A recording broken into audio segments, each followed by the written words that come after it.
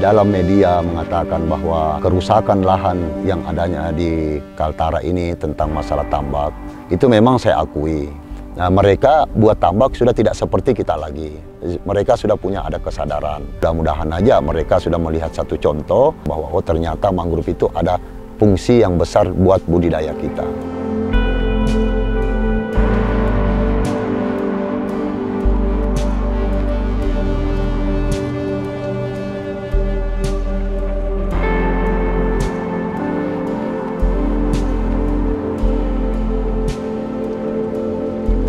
Alhamdulillah sekarang saya lihat hasilnya sudah meningkat setelah adanya 2 tahun. Karena dulunya waktunya masih seperti tambak bersih, itu kita banyak sekali kendala-kendala yang kita alami setelah tidak ada mangrove-nya. Nah, kalau di sini yang termasuk di belakang saya ini kurang lebih ini tambak Kemanakan, termasuk anak sendiri punya 4 hektar lebih. Kita sudah 2 tahun lebih melakukan penanaman mangrove yang kami ikuti oleh dari BRGM. Nah, di tahun 84 Bapak itu membangun tambak, di tahun 86 sudah mendapatkan hasil di situ karena kita masih pakai tenaga manual. Nah, di dalam budidaya itu kami memang melakukan secara tradisional tanpa ada namanya mangrove. Setelah 10 tahun menjelang, hasil itu agak lumayan bagus dengan perkembangan itu. Nah, berlanjut 15 tahun, tambak itu masih agak bagus. Tapi di situ juga pada waktu itu Bapak masih menggunakan pupuk-pupuk kimia. Karena pengetahuannya orang tua dulu, kalau tanah itu tidak dipupuk, dia tidak akan artinya bisa berhasil. Nah, satu contoh yang saya rasakan, di 15 tahun tambak itu setelah beroperasi, dia mendapat suatu kelainan dari hasil. Itu kegagalan lah. Nah, karena itu tadi kita tidak punya silpofiseri di dalam, udah bersih seperti laut, akhirnya tanah itu mengalami seperti sudah tidak ada unsur hara lagi di dalam. Nah, baik vitamin-vitaminnya dari tanah itu, karena tidak ada mangrove di situ, ataupun tidak ada seperti bilang pohon-pohon yang ada di dalam tambak itu. Nah, di tahun 2005 itu kami mendapatkan satu kegiatan. Kegiatan itu kita melakukan satu rehabilitasi mangrove. Nah, terpaksalah tambak kami di Tanjung Karis tadi yang sekarang ini, kami lakukan artinya perehatan kembali. Kita buka lahan itu, artinya kita biarkan dia rusak untuk menghidupkan kembali mangrove-mangrove yang ada di dalam. Baik dari Rhizophora, baik dari Avicennia, termasuk dari perepatnya, biusnya, dengan nipanya. Nah, sekarang kami melakukan budidaya. Kayak yang kami lakukan di namanya penghijauan di tahun 2005 itu, nah dari Kabupaten Bulungan karena ini masih Kaltim pada waktu itu, kami melakukan di situ. Nah, setelah 3 tahun kami tanami di situ, tapi tidak seperti dengan pola yang kita tanam ini, dia hanya di kukunya dengan di tengah berjarak 2 meter, satu pohon itu kita ikuti. Setelah 3 tahun kemudian, di situ ada perubahan dari hasil. Ternyata ada manfaat rupanya pohon ini jika ada di tambak kami. Nah, menjelang 7 tahun, kami kembali buka itu tambak. Di tahun 2015 kami buka. Alhamdulillah, sampai sekarang ini kami sudah menikmati hasilnya.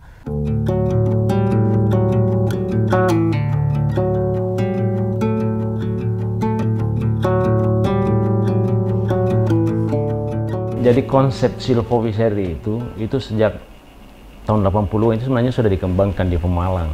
Ya, itu konsep ini sebenarnya bagus. Itu dalam rangka bagaimana mensinergikan antara konsep ekologi, ya, dalam hal ini hutan mangrove dengan ekonominya.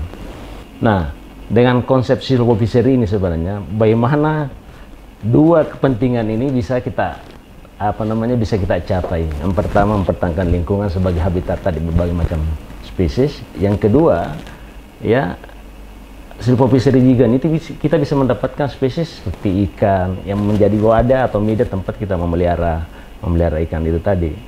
Nah, jadi intinya sebenarnya itu perpaduan dua kegiatan yang dua-duanya bisa bermanfaat tanpa harus ada salah satu diantaranya bisa kita korbankan.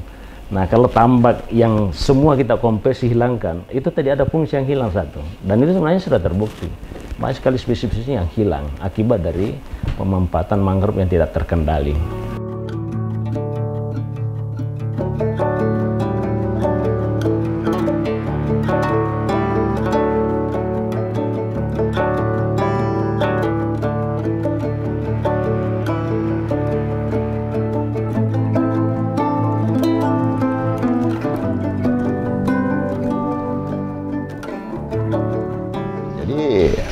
tentunya saya mengatakan di sini bahwa khususnya pribadi bahwa saya tidak akan ingin terulang seperti yang dulu lagi. Di mana saya sejak itu bertambak bersama orang tua, itu kan hutan-hutan kita bunuhin semua. Artinya kita basmi, kita tebang, kita rusakin. Nah, ternyata sesuai dengan fakta yang ada di lapangan, ternyata lahan itu udah nggak bisa artinya untuk berkelanjutan memproduksi hasil budidaya kita, karena itu tadi unsur hara tanah yang tadi mangrove kita bunuh udah nggak ada seperti vitamin-vitamin yang ada di dalam budidaya kita, artinya tambak itu.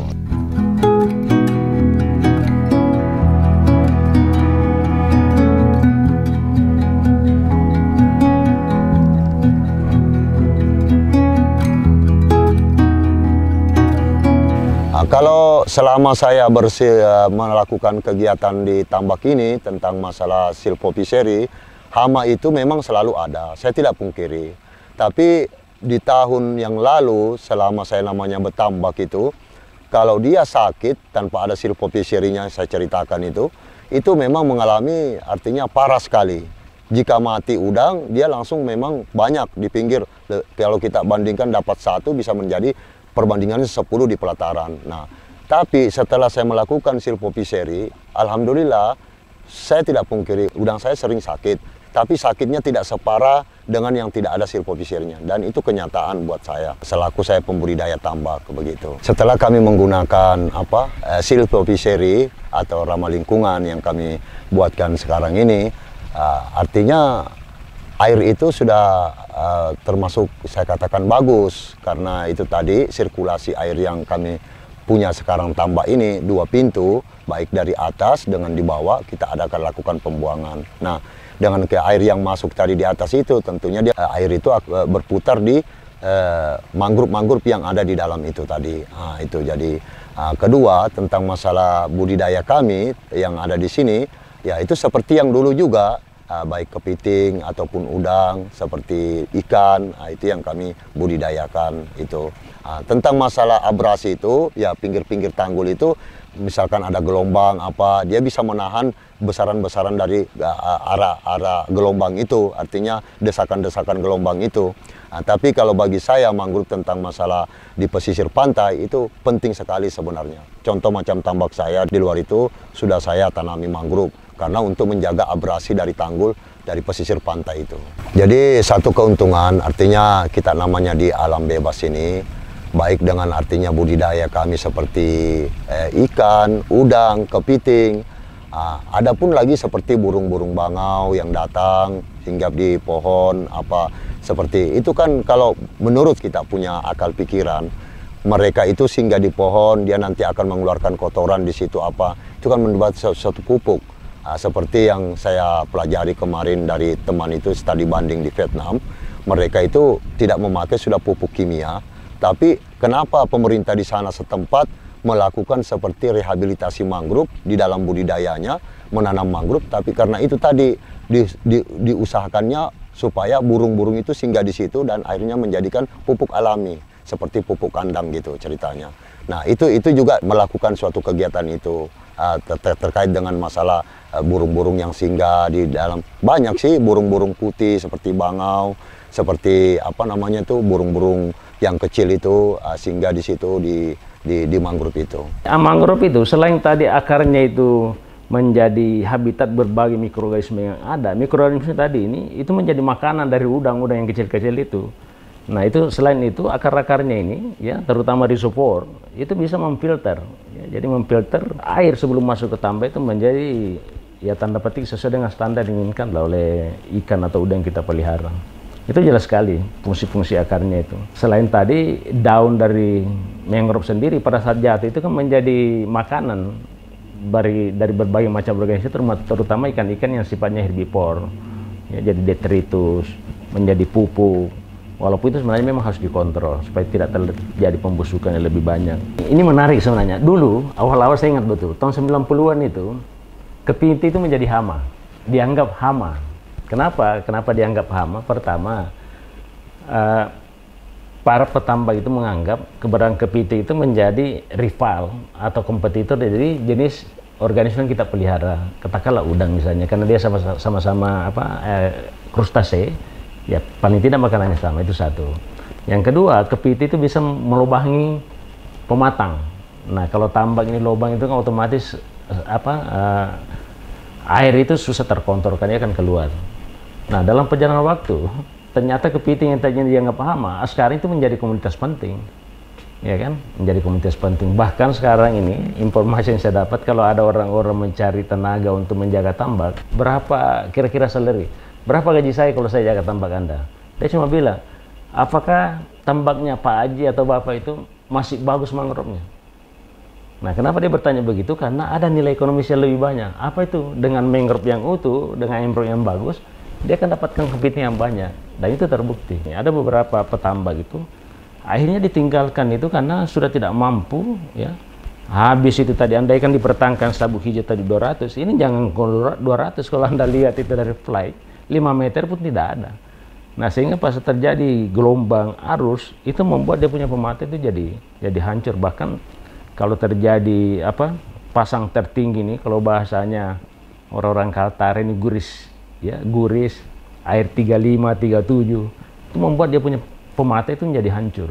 Nah, itu dikhawatirkan. Nah, sehingga dengan kasus-kasus seperti itu, mereka sendiri dengan sadar diri bahwa memang perlu ada kita tanami mangrove kembali untuk bagaimana menguatkan kembali fungsi-fungsi ekologi dari mangrove itu sendiri.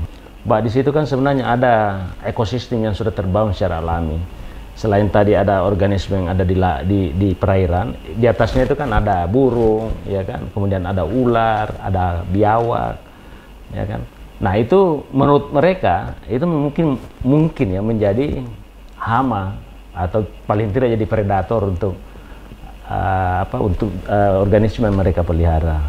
Tapi itu sebenarnya tidak seberapa dibanding misalnya keuntungan yang didapatkan pada saat misalnya harga survival rate dari udang kita pelihara itu jadi bagus.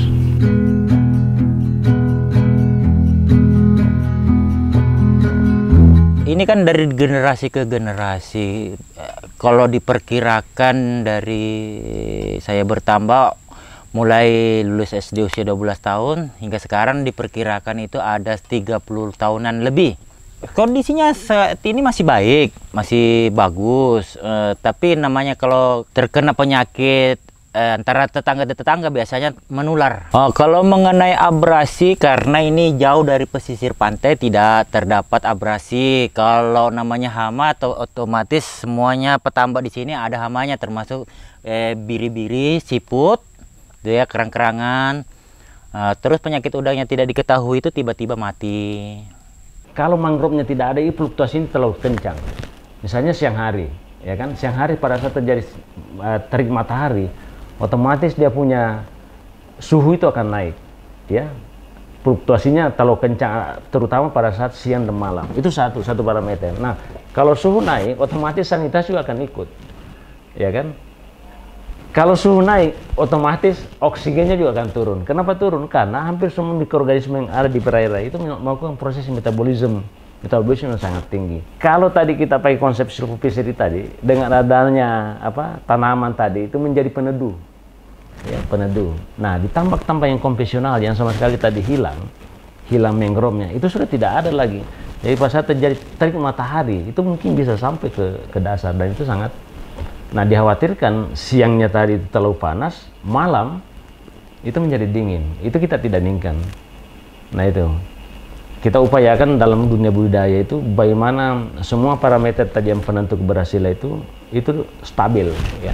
Kalau misalnya terjadi fluktuasi antara siang malam itu tidak lebih dari 2 digit.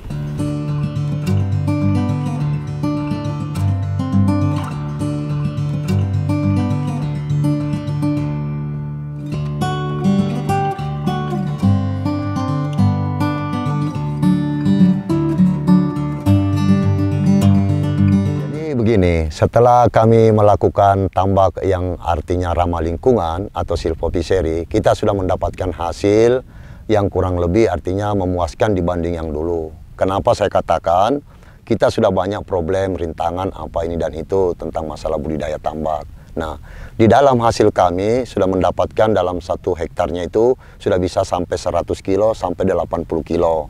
Itu per hektarnya. Karena kami biasa melakukan itu seperti tambak saya yang sekarang 14 tahun mangrovenya itu sudah bisa mendapatkan sampai 1 ton 800 kilo. Saya sudah bersyukur sekali kalau di dalam, artinya di zaman sekarang ini kalau untuk melakukan budidaya tambak kita sudah bersyukur sekali kalau mendapatkan hasil yang itu. Kalau tentang hasil masalah tentang budidaya kami itu kurang lebih kalau kisaran-kisaran antara bibit dengan pupuknya juga dengan kapurnya. Tentu kita juga menggunakan pupuk racun seperti saponin apa, dan ditambah dengan plus anak buah kalau misalkan ada anak buahnya penjaganya. Itu kurang lebih sekitar kalau tambah 10 hektar itu kurang lebih 20 jutaan lah, kurang lebih 20 jutaan itu. Itu pengeluaran kami dalam selama kegiatan dalam budidaya itu. Tadinya dari awal kami melakukan satu seperti pupuk apa itu kimia yang seperti TSP, urea apa semua.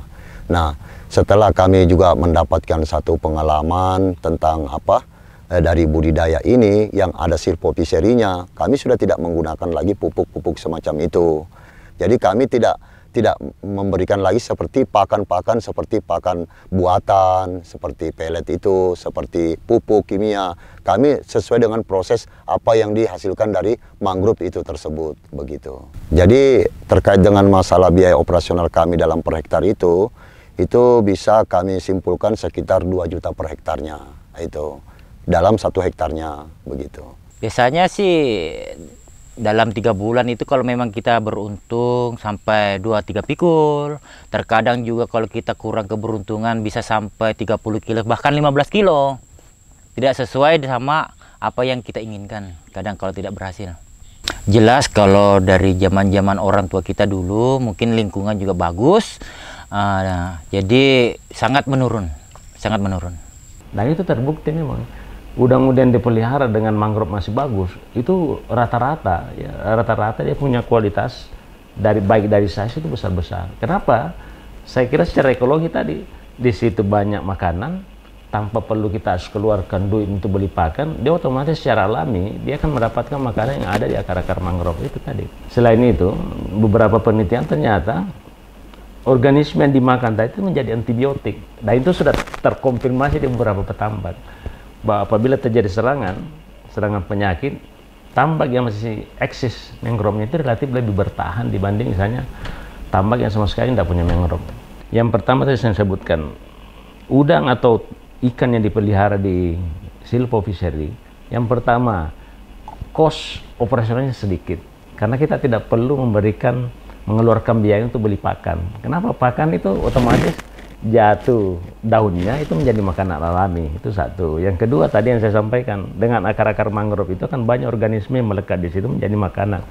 Karena udang itu kan karnivor, ya, dia memakan makanan daging yang ada di situ. Itu. Luas tambak di Provinsi Kalimantan Utara berkisar antara 130 hektar. Pemerintah Provinsi Kalimantan Utara sangat mendukung metode tambak silvofishery sebagai solusi mengatasi peningkatan produktivitas dan budidaya berkelanjutan. Dalam kegiatan pelaksanaan silvofishery ada 2 unsur sesungguhnya, yaitu di mana kita potensi ekonomi, di mana tambak silvofishery menawarkan keuntungan ganda, peningkatan produktivitas tambak dan produk tambahan seperti madu mangrove dan kepiting bakau. Di mana kegiatan tersebut sudah berjalan, terutama kepiting ya, ini saat ini salah satu nilai plus ya untuk penjaga tambak saat ini adalah kepiting ya. Oke, untuk peluang lingkungan daripada silvofishery adalah dapat memulihkan kawasan mangrove yang rusak akibat tambak tradisional dan menjaga ekosistem pesisir. Ini mendukung target nasional dalam pengurangan emisi karbon dan pelestarian keanekaragaman hayati. Pemerintah mengambil langkah-langkah. Pertama adalah meningkatkan kapasitas SDM melalui training rehabilitasi mangrove. Selanjutnya adalah pemulihan lahan kritis dilakukan dengan cara rehabilitasi ekosistem mangrove di pesisir baik di area tambak maupun di luar tambak. Dan dalam pelaksanaannya dilakukan dengan pola partisipasi dan keberlanjutan yang mana DKP Provinsi Kaltara berkolaborasi dengan masyarakat, KKP RI, Dishub, DLH, PUPR, NGO, ya diantaranya teman-teman ada sudah bergabung dan kita selalu bersama, yaitu GIZ, JJI, Outland, BRJM dan akademisi. Pengembangan budidaya tambak dengan metode silvopisheri Provinsi Kalimantan Utara memiliki potensi yang sangat besar untuk mendukung keberlanjutan ekonomi dan lingkungan. Selain itu, silvopisheri juga memberikan peluang peningkatan kesehatan masyarakat setempat, menciptakan lapangan kerja baru, serta memperkuat ketahanan pangan regional. Kami menerima menyambut dengan baik karena apa? Ya ini yang juga kami sebenarnya inginkan tentang budidaya kami, karena saya juga punya tambak di sebelah itu kurang lebih 14 tahun mangrove-nya. Ya sudah kami rasakan dampaknya yang besar. Nah tadi kemanakan ini belum bisa artinya melakukan kegiatan ini kami ajak dengan baik. Akhirnya mereka juga sudah melihat bahwa bagaimana dengan paman di sebelah yang melakukan rehabilitasi mangrove itu, melakukan budidaya dengan ada mangrove-nya. Alhamdulillah hasilnya sudah membaik kembali. Nah, jadi mereka sudah mengikuti ini. Nah, begitu. Artinya tambak yang di belakang saya ini kurang lebih 4 hektar lebih sudah mempunyai silvopisheri dengan 2 tahun lebih. Dia punya pohonnya yang tumbuh sekarang di belakang kita ini. Terus terang jujur, kalau ketakutan itu dan kecemasan itu bagaimana lahan ini setelah dari hutan menjadi bersih, kemudian kita ketanami lagi, yang ketakutan kami itu bagaimana nantinya kalau itu pohon menjadi besar dan menjadi pembusukan di dalam area tambak udang ini. Kita masih mempelajari, mengamati, dan bagaimana kedepannya nanti. Karena di sebelah peta kita ini kan sudah ada penanaman program mangrove dari pemerintah. Apabila itu nanti insya Allah kedepannya baik, kita akan mencontoh. Itu penting sekali saya sampaikan bahwa mangrove itu adalah untuk berkelanjutan ke depannya, untuk budidaya kita, baik dari budidaya tambak sebagai penghidupan di pesisir, baik sebagai penghasilan untuk ekonomi kita. Dengan banyaknya kasus yang terjadi sekarang sebenarnya, dia dengan sadar diri sebenarnya. Makanya waktu kami ya ikut sosialisasi terkait dengan fungsi-fungsi ekologi mangrove ini, sekarang dia tertarik sebenarnya. Bahkan ada secara sukarela dan swadana itu menanam sendiri. Ya kami sih berharap bapak-bapak yang sekarang berkiprah di dunia pertambak itu bagaimana kita kembali mempertahankan mangrove itu sebagai habitat asli dari berbagai macam organisme, dan yakin dan percaya kalau mangrove-nya masih bagus, insya Allah kita punya panen tetap akan bagus.